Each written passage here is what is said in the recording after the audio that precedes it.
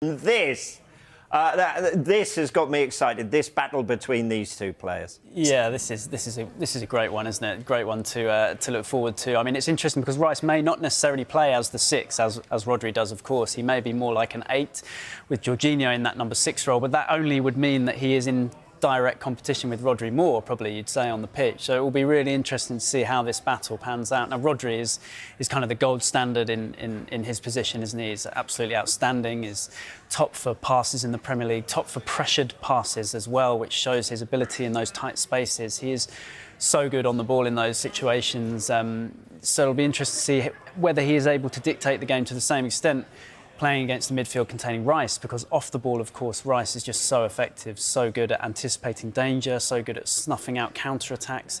He has added a major strength to Arsenal in that sense and allowed them to dominate games more. So Arsenal will look to him to do those things again, but City for sure will be looking at Rodri to control this game. And remember, Rodri pops up with goals so often, doesn't he? Rice, we've seen his attacking output increase this season, but Rodri, I think it's 18 goals in the last 3 seasons overall, which are incredible numbers for a holding midfielder. So, yeah, it's going to be fascinating. Yeah, it really is. I mean, we mentioned goals, but it does need to come into this discussion, despite both of them being more naturally defensive-minded. I mean, Rice this year scored against Man United, he scored against Chelsea, he scored in that really emotional game for him against West Ham.